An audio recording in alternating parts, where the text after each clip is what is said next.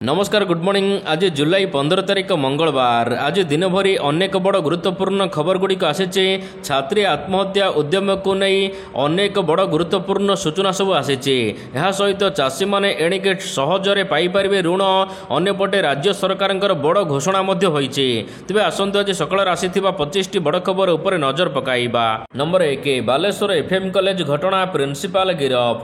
Baleshwar FM college रे छात्री आत्माहुति देवा घटना एबे एफएम कॉलेज अध्यक्ष दिलीप घोष को सहदेव खुंटा पुलिस गिरफ करिछि। पूर्वर उच्च शिक्षा विभाग तांको निलंबन करिथिला। तेबे प्रिंसिपाल को गिरफ करने को दाबी करथिले पीड़िता परिवार। तेबे बालेश्वर रे छात्री आत्माहुति देवा घटना एबे उच्च शिक्षा विभाग यही घटनार तदंत करुचे। यह सहित क्राइम ब्रांच यही घटनार एबे तदंत करुची। नंबर 2 आसिबो 432 टी नुआ आम्बुलांस। 108 आम्बुलांस पई सोमवार दिन टेंडर प्रक्रिया सरीची। तेबे कागजपत्र पई आउ गोटे सप्ताह लागिबो। टेंडर सरीबार 60 दिन परे 432 टी नुआ आम्बुलांस आसिबो। ए नै 108 आम्बुलांस ओडिशा मुख्य सव्यसाची विश्वाल सूचना प्रदान करिसंती। से कहिसंती ओडिशा को 432 टी नुआ आम्बुलांस खूब शीघ्र आसिबाकू जाउची। नंबर 3 आसिला श्रीमंदिर को मिलिथिबा 3 वर्षर दान सूचना। गत 3 वर्ष मध्य श्रीमंदिर को मिली 116 कोटी रु अधिक टंका दान आकार रे। यह छड़ा 12 केजी रु अधिक सुना मिली। 214 केजी रु अधिक रूपा दान आकार रे मिली। तेबे सूचना मुताबक 2021-22, 2022-23 एवं 2023-24 आर्थिक वर्ष में श्रीमंदिर हुंडी 40 कोटी 61 लक्ष टंका, बैंक अकाउंट रे 59 कोटी 69 लक्ष टंका, अन्य सूत्रु 12 कोटी 60 लक्ष टंका मिली। 3 वर्ष में मोट 116 कोटी 2 लक्ष 54 हजार टंका मिली। मन कहूछि किछि नुआ करिबा पई हेले पाखरे संबल नाही। तेबे व्यस्त हुंतु नाही। मधुलिका एंटरप्राइजेस एबे बुझिबो आपणक मन कथा। क्षुद्र शिल्प ठारू नै मध्यम शिल्प पई सुलभ मूल्य रे जोगाई देबो समस्त प्रकार मेसिन और रॉ मटेरियल, जहाकु नै आपण सहज आरंभ करि परिबे नुआ एक व्यवसाय। अधिक जानिबा पई आज ही कॉल करंतु। नंबर 4 पीड़िता बापा सांघातिक बयान। बालेश्वर एफएम कॉलेज रे छात्री आत्माहुति उद्यम घटना सारा राज्य रे हईचई सृष्टि करिछि। तेबे एही समय रे पीड़िता बापा सांघातिक बयान देइचंती। से कहिचंती कर्तृपक्ष रूम रु बाहरी मो झियो एमिति पदक्षेप नेला। कॉलेज कर्तृपक्ष ही दायी, अध्यक्ष ही निश्चिंत दायी। तांको ऊपर दृढ़ कार्यानुष्ठान निया जाऊ। किछि ना किछि निश्चिंत कारण अछि जहा पई मो झियो एमिति उद्यम कला। सेपटे यही घटना को नहीं राजनीति जोर धरी। बालेश्वर में बीजेडी पक्षर विक्षोभ प्रदर्शन करा जायछि। कॉलेज मुख्य फाटक आगरे प्रतिवाद एवं नाराबाजी करा जाउछि। भुवनेश्वर रे एम्स रे जीवन मृत्यु सहित संग्राम करुचंती बालेश्वर फकीरमोहन विश्वविद्यालय पीड़ित छात्री। नंबर 5 सृष्टि हेला अवपात। राज्य में प्रबल वर्षा संभावना। पश्चिम बंग उपत्यका एवं बांग्लादेश उपकूल अंचल में सक्रिय स्पष्ट चिन्हित लघुचाप आहुरी घनीभूत होई अवपात परिणत होइछि। तेबे आगामी 24 घंटा पर्यंत यह उत्तर पश्चिम दिगरे पश्चिम बंग आड़क गति करिबो। एहार प्रभाव में ओडिशा रे प्रबल वर्षा नहीं अलर्ट जारी करिछि भारतीय पाणीपाग विभाग।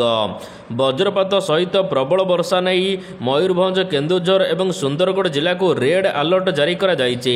यह सहित 40 ରୁ 50 किलोमीटर बेगर पवन बहिपारे।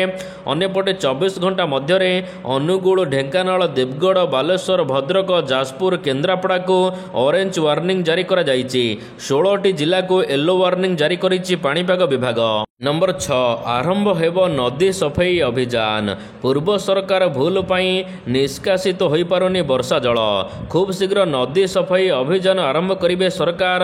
आसुथिबा बड़ वर्षार मुकाबिला करने को समीक्षा बैठक करी ए नै सूचना देइचंती विपर्यय परिचालना मंत्री सुरेश पुजारी।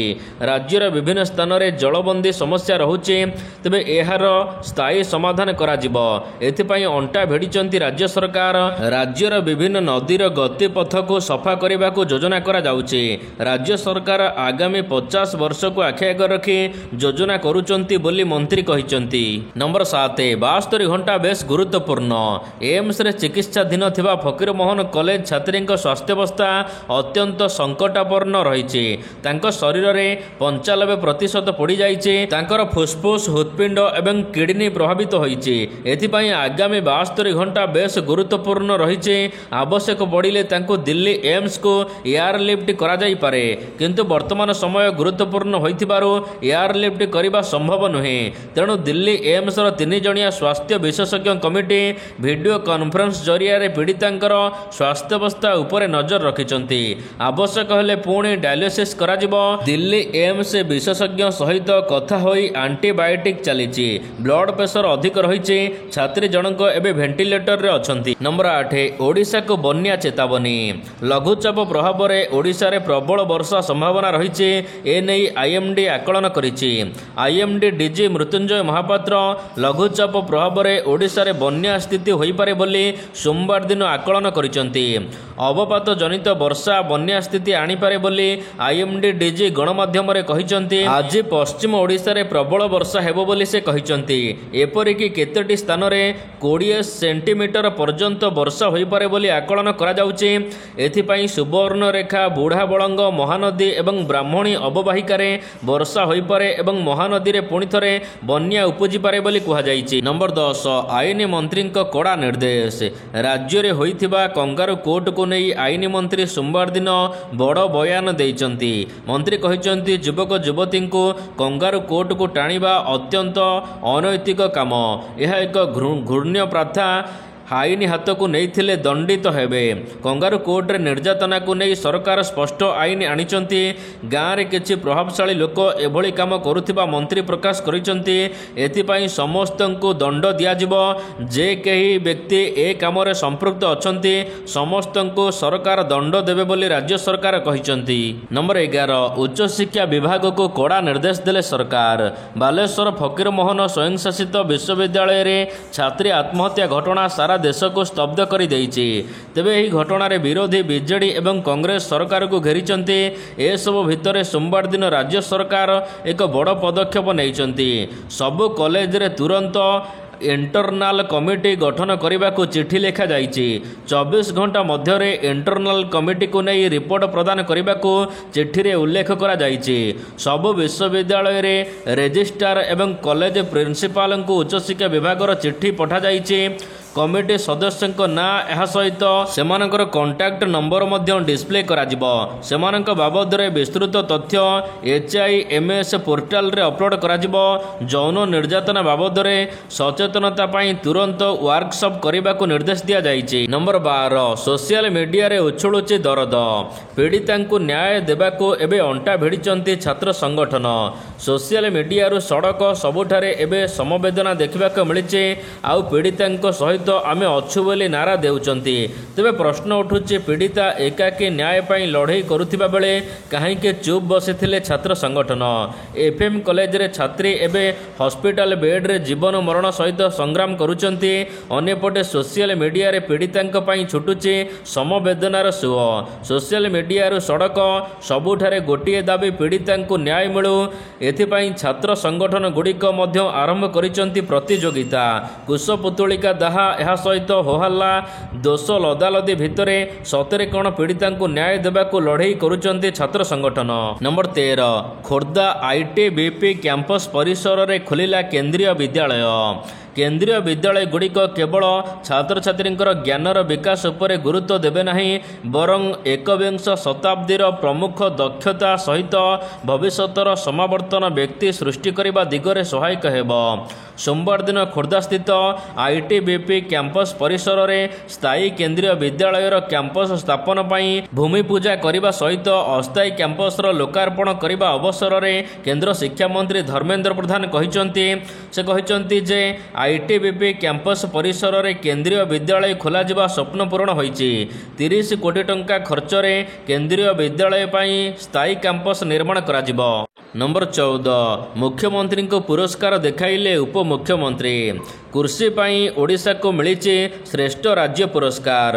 गतकाली एही पुरस्कार को मुख्यमंत्री को देखाइचंती उपमुख्यमंत्री लोकसभा भवन ठारे उपमुख्यमंत्री कनक वर्धन सिंहदेव और ओडिशा को मिलिथिबा श्रेष्ठ राज्य पुरस्कार मुख्यमंत्री मोहन चरण माझी को प्रदर्शन करा जायछि। ओडिशा पाई गर्वर पुरस्कार को देखि खुशी व्यक्त करिसंती मुख्यमंत्री मोहन चरण माझी। नंबर 15 निपा भाइरस रे केरल रे द्वितीय मृत्यु। केरल रे निपा भूताणु पुनर्बार आतंक खेलाइছে। तेबे पलक्कड़ जिले में जड़े 57 वर्षीय व्यक्तिंकर गतकाली मृत्यु होइছে। निपा भूताणु संक्रमण रे तांकर मृत्यु होइथिबा नै संदेह करा जाउछि, जहा फल रे एबे राज्य रे द्वितीय मृत्यु निपा भाइरस द्वारा होइथिबा चिन्हट होइছে। तेबे ही घटना जुलाई 12 तारिख रे होइছে। तेबे एहा परे केरलर 6 जिला को हाई अलर्ट जारी करा जाइছে। स्वास्थ्य मंत्री ए नै सूचना देवा सहित समस्त जिला को सतर्क सूचना जारी करिसंती। नंबर 16 मुह खोलिले प्रियंका। मुह खोलिले पाकिस्तानी जासूस ज्योति मल्होत्रा सहित संपर्क रे थिबा यूट्यूबर प्रियंका सेनापति सोशल मीडिया रे प्रतिक्रिया रखी देशद्रोह प्रसंग रे कौनसी संपर्क नाही बोली स्पष्टीकरण रखिचंती। 2 मास धरी चुप बसिथिली। पुरी रे अनेक तथ्य ज्योति मल्होत्रा को देइछि बोली चर्चा हेउथिला। जणे साधारण झियो एते टंका देई केमिति दामी होटेल रे रहिबो बोली प्रश्न उठिथिला। तेबे एहा एक प्रायोजित ट्रिप थिला बोली कहिचंती प्रियंका। विभिन्न सोशल मीडिया रे अनेक मिछ प्रचार मध्य हेउथिला।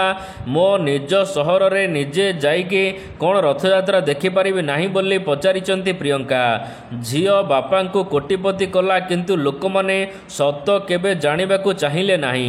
नंबर 17 हेट स्पीच उपरे लागिबो लगाम। सोशल मीडिया रे हेट स्पीच अर्थात घृण मंतव्य को नहीं चिंता प्रकट करिचंती सुप्रीम कोर्ट। मत व्यक्तर स्वाधीनता नाम रे सब किछि यथार्थ करबाकू प्रयास करा जाउछि। यह निश्चित भाव में विपदजनक बोली सर्वोच्च अदालत कहिचंती। कोर्ट पक्षर कहा जायछि घृणा मंतव्य विपक्ष रे कार्यानुष्ठान जरूरी, मात्र कहार कहिबार स्वाधीनता को जेपरी चापी दिया न जाए यह निश्चित करबा मध्य जरूरी। लोकंको मंतव्यर स्वाधीनता मूल्य बुझिबा उचित। नंबर 18 सारा देश रे हेबो भोटर लिस्ट रिविजन। सारा देश रे मतदाता सूचीर गभीर परीक्षण निष्पत्ति नेइचंती भारतीय निर्वाचन आयोग। बिहार रे चालुथिबा गभीर मतदाता परीक्षण एवं सुप्रीम कोर्ट रे बिहार मामलार शुणाणी मध्य रे आयोग समस्त मुख्य निर्वाचन अधिकारी को चिठी पठाई प्रस्तुत हेबाकू निर्देश देइचंती।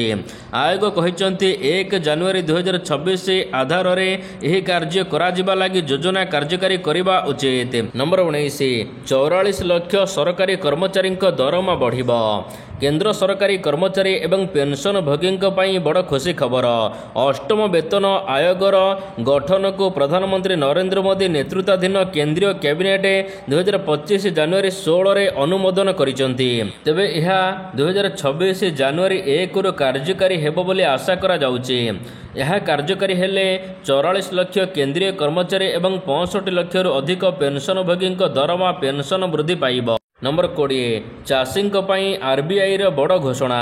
देशर अनेक कृषकों पाखरे चाष पाई निवेश करने को अर्थ नहीं। एपरी स्थिति रे सेमाने ऋण नहीं चाष करने को चाहूँगी।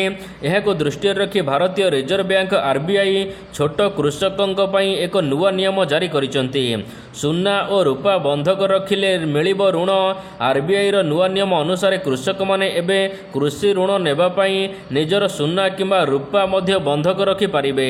पूर्वर बिना बंधक रे ऋण देबा पाई निर्दिष्ट समय सीमा थिला, किंतु नुआ नियम रे कृषक माने निज इच्छा अनुसार सुना किंबा रूपा बंधक रखि ऋण नहीं पारिबे। एही नियम द्वारा छोट कृषकों को ऋण पाइबारे सहायता मिलिबो। नंबर 21 आयुष्मान कार्ड रे एबे अनेक रोगर संपूर्ण मागणा रे चिकित्सा कराजिबो। आयुष्मान कार्ड बा पीएमजेएवाई हेउची भारत सरकारଙ୍କର एक प्रमुख स्वास्थ्य बीमा योजना। एही योजना अधीन रे देशर गरीब लोकटे पाई 5 लाख टंका पर्यंत मागणा चिकित्सा जोगाई दिया जाउची। एथिरे आपण माने घरोई हॉस्पिटल किंबा सरकारी हॉस्पिटल सबुठारे मागणा ଚିକିତ୍ସା ପାଇପାରିବେ। ଅନେକ ରୋଗର ମାଗଣା ଚିକିତ୍ସା ହେଉଛି ଯେପରି ହୃଦରୋଗ, କ୍ୟାନ୍ସର ଚିକିତ୍ସା, ସ୍ନାୟୁ ରୋଗ, ବୃକକ ଏବଂ ମୂତ୍ର ରୋଗ, ଲିଭର ପେଟ ରୋଗ, ଶ୍ୱାସକ୍ରିୟା ରୋଗ, ହାଡ଼ ଏବଂ ସନ୍ଧି ସମସ୍ୟା, ସ୍ତ୍ରୀ ରୋଗ ପ୍ରସୂତି, ଏହା ସହିତ ଶିଶୁ ରୋଗ, ସଂକ୍ରମଣ ରୋଗ, ଏହା ସହିତ ହର୍ମୋନ, ଅନ୍ୟପଟେ ମାନସିକ ସ୍ୱାସ୍ଥ୍ୟ ସମସ୍ୟା, ସମସ୍ତ ରୋଗର ମାଗଣା ଚିକିତ୍ସା ମିଳିବ। ନମ୍ବର 22 ଫେରୁଛନ୍ତି ଶୁଭ୍ରାଂଶୁ। ଭାରତୀୟ ମହାକାଶଚାରୀ ଶୁଭ୍ରାଂଶୁ ଶୁକ୍ଳା ଗତକାଲି ଭାରତୀୟ ସମୟ 4:55 ସେ ପୃଥିବୀ ଅଭିମୁଖେ ଯାତ୍ରା ଆରମ୍ଭ କରିଛନ୍ତି। ତେବେ ପ୍ରାୟ 22 ଘଣ୍ଟା ଯାତ୍ରା କରିବା ପରେ ସେ ଆଜି ଅପରାହ୍ନ 3ଟାରେ ପୃଥିବୀରେ ପହଞ୍ଚିବେ। କାଲିଫର୍ଣ୍ଣିଆ ସାଗରରେ ଡ୍ରାଗନ ଅବତରଣ କରିବ, ଯେଉଁ ଡ୍ରାଗନ କ୍ୟାପସୁଲ ଭିତରେ ଶୁଭ୍ରାଂଶୁ ଥିବେ। ଶୁଭ୍ରାଂଶୁଙ୍କ ସମେତ 4 ଜଣ ମହାକାଶଚାରୀ ଆଜି ପୃଥିବୀ ଫେରୁଛନ୍ତି। ନମ୍ବର 23 ଡିଜିସିଏର ବଡ଼ ନିର୍ଦ୍ଦେଶ। ଅହମ୍ମଦାବାଦ ବିମାନ ଦୁର୍ଘଟଣାର ପ୍ରାରମ୍ଭିକ ରିପୋର୍ଟ ସାମ୍ନାକୁ ଆସିବା ପରେ ଡିଜିସିଏ ଏକ ବଡ଼ ଆଦେଶ ଜାରି କରିଛି। ଡିଜିସିଏ ସବୁ ପଞ୍ଜୀକୃତ ଭାରତୀୟ ବିମାନର ଇଞ୍ଜିନ୍ ଫୁଏଲ୍ ସୁଇଚ୍କୁ ଯାଞ୍ଚ କରିବାକୁ ନିର୍ଦ୍ଦେଶ ଦେଇଛି। ଆଉ ଜୁଲାଇ 21 ତାରିଖ ଭିତରେ ଏହି ଯାଞ୍ଚ ପ୍ରକ୍ରିୟା ଶେଷ କରିବାକୁ ନିର୍ଦ୍ଦେଶ ଦିଆଯାଇଛି। ନମ୍ବର 24 ଭାରତ ତିଆରି କରିବ ସୁସାଇଟ୍ ଡ୍ରୋନ୍। ଭାରତ ନିଜର ସେନା ଶକ୍ତିକୁ ମଜବୁତ କରିବା ପାଇଁ ଆଉ ପାଦେ ଆଗକୁ ବଢ଼ିଛି। ପ୍ରତିରକ୍ଷା କ୍ଷେତ୍ରରେ ଆତ୍ମନିର୍ଭରର ଏକ ବଡ଼ ପଦକ୍ଷେପ ସ୍ୱରୂପ ଭାରତ ଏକ ଦୂରଗାମୀ ଆତ୍ମଘାତୀ ଡ୍ରୋନ୍ ବା ସୁଇସାଇଡ୍ ଡ୍ରୋନ୍ ନିର୍ମାଣ କରିବାକୁ ଯୋଜନା କରିଛି, ଯାହାର ମାରକ କ୍ଷମତା 900 କିଲୋମିଟରରୁ ଅଧିକ। ଭାରତୀୟ ସେନା ପକ୍ଷରୁ ଏହି ପ୍ରକଳ୍ପ ପାଇଁ ଆଗ୍ରହୀ କମ୍ପାନୀମାନଙ୍କଠାରୁ RFI ଆହ୍ୱାନ କରାଯାଇଛି। ନମ୍ବର 25 5,000 ବଢ଼ିଗଲା ରୂପା ଦର। ଗତକାଲି ଭାରତୀୟ ବଜାରରେ ରୂପା ଦର 5,000 ଟଙ୍କା ବୃଦ୍ଧି ପାଇଛି। ଏହି ବୃଦ୍ଧି ପରେ ଏବେ ରୂପା ବର୍ତ୍ତମାନ କିଲୋ ପିଛା 1,15,000 ଟଙ୍କାରେ ପହଞ୍ଚିଛି। ଗତକାଲି ଏନେଇ ସୂଚନା ଦିଆଯାଇଛି କି ରୂପା ଦର ବୃଦ୍ଧି ପାଇଛି। ଅନ୍ୟପଟେ ରୂପା ମୂଲ୍ୟ ବଢ଼ି ଏବେ 14 ବର୍ଷର ଉଚ୍ଚତମ ସ୍ତରରେ ପହଞ୍ଚି ସାରିଛି।